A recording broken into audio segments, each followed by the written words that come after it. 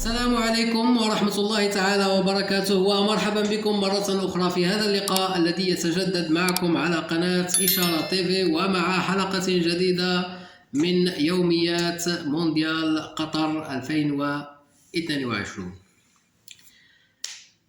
هذا اليوم عرف مجموعة من المباريات الشيقة، كلها كانت تعتبر جولة ثانية. طبعا المنتخبات العربية لم تكن موفقة.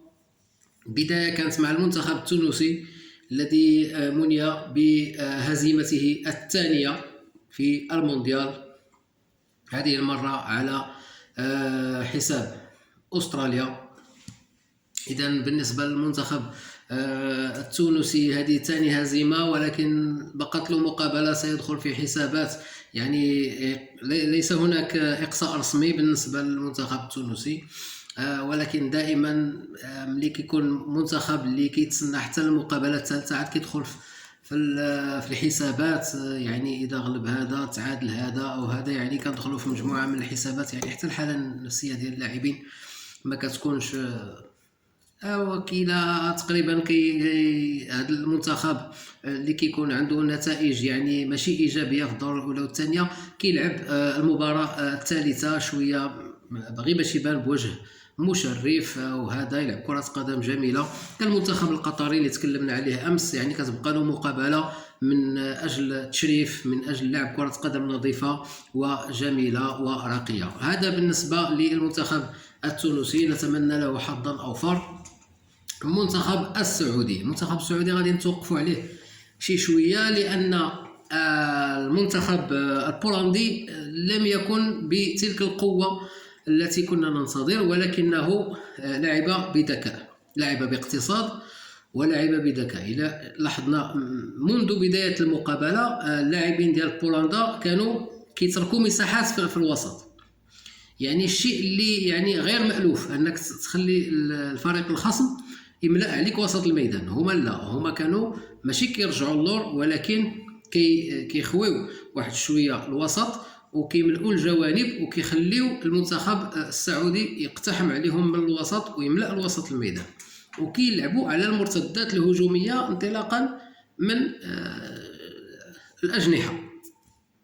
الشيء اللي مكنهم من تسجيل هدف عاوتاني يرجعوا يطبقوا نفس العمليه. يعني المنتخب السعودي كيبان بانه مستحوذ على الكره، الفرص الضائعه الكثيره هي للمنتخب السعودي، في حين ان اقتناص الاهداف كان ديال المنتخب البولندي. لكن هذا لا يمنع من ان نقول بان المنتخب السعودي تطور كثيرا عن المستوى الذي كان عليه قبل أن يشرف عليه إيرفي رونار، هذا المدرب الذي وضع الثقة في مجموعة من اللاعبين، أضاف لمسة ديالو الخاصة المعروف بها.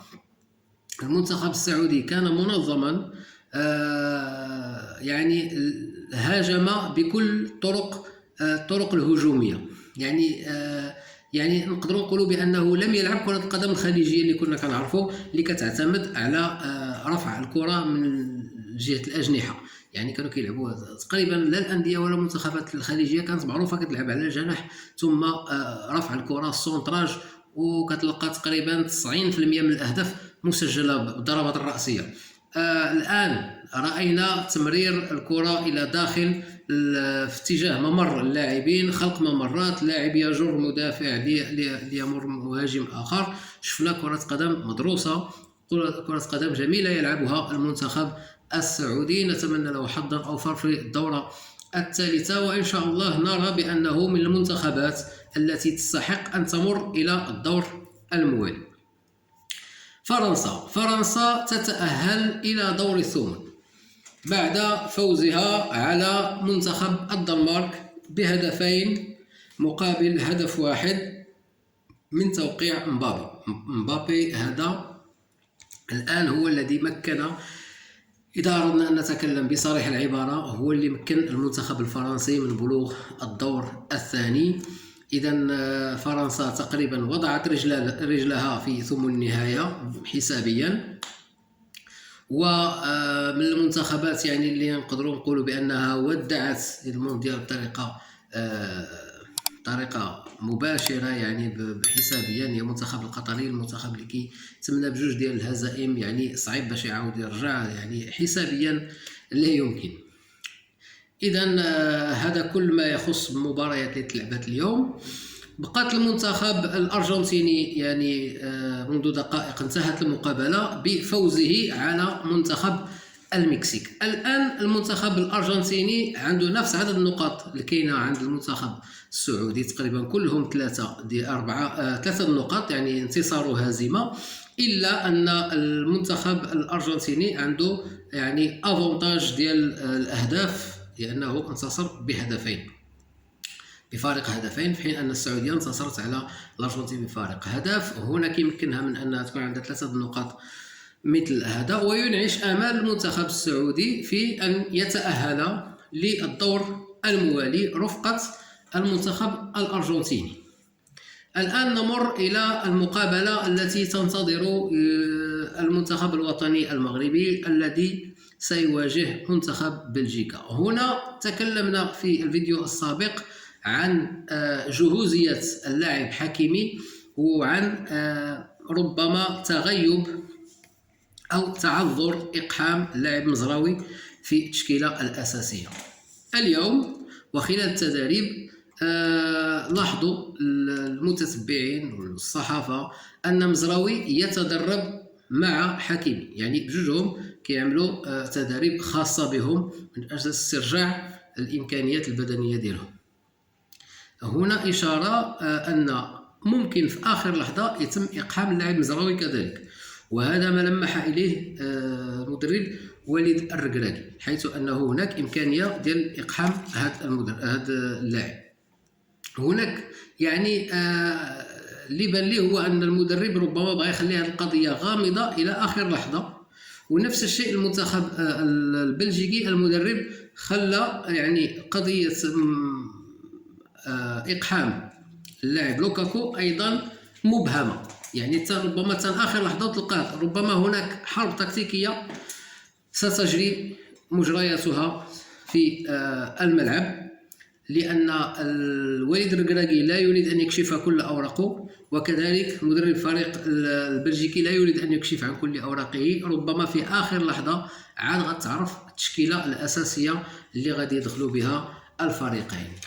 بغيت نتكلم على نقطة لها تقاطع ما هو سياسي بما هو رياضي، هو التصريح اللي قالوا إيمانويل ماكرون منذ دقائق الآن عن ما يجري في قطر، حيث يعني أن يعني قال كلمة طيبة، ولكن في الأخير قال واحد الكلمة اللي شي شوية يعني ما عجبتنيش، وما أظن أن غادي يتقبلوها العديد، يعني إلا ردوا للبال، لأن قال بأن قطر بذلت مجهودا أو مجهودات مميزة لإنجاح هذه الدورة ولا زالت مستمرة في ذلك. وفي الأخير قال ويمكنها الاعتماد على دعمنا.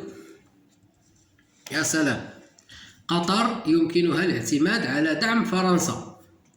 فاش؟ دعم في ماذا؟ ما هو نوع الدعم الذي يمكن أن تقدمه فرنسا لقطر؟ مثلا تعطيها الغاز أو البترول، تبني لها الملاعب، تشتري ماذا؟ أنا أظن بأن رئيس فريق كرة قدم في قطر بإمكانه شراء البطولة الفرنسية بأكملها. ما أي دعم ستقدمه فرنسا لقطر؟ هذا قضية حيرتني ولم أجد لها فهما.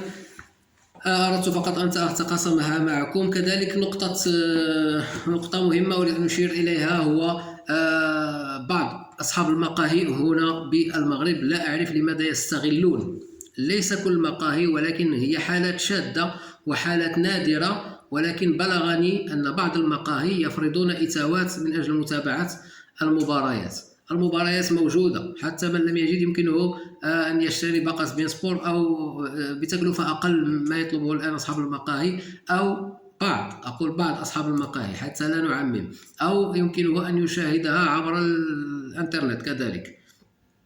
إذا كان بغى يعني يتفرج في المقهى وتعجبه جلسة المقهى، أنا أستنكر من بعض المقاهي، أكرر مرة أخرى، خط تحت بعض أصحاب المقاهي الذين يفرضون أداء 20 درهم مثلا قبل يعني استهلاك أي مشروب، يعني 20 درهم وكان عندك داخل لقاعة ما، حق كراء أي قاعة. لا أعرف لماذا هذا التصرف. المونديال سينتهي وستبقى علاقة المقهى مع روادها مستمرة.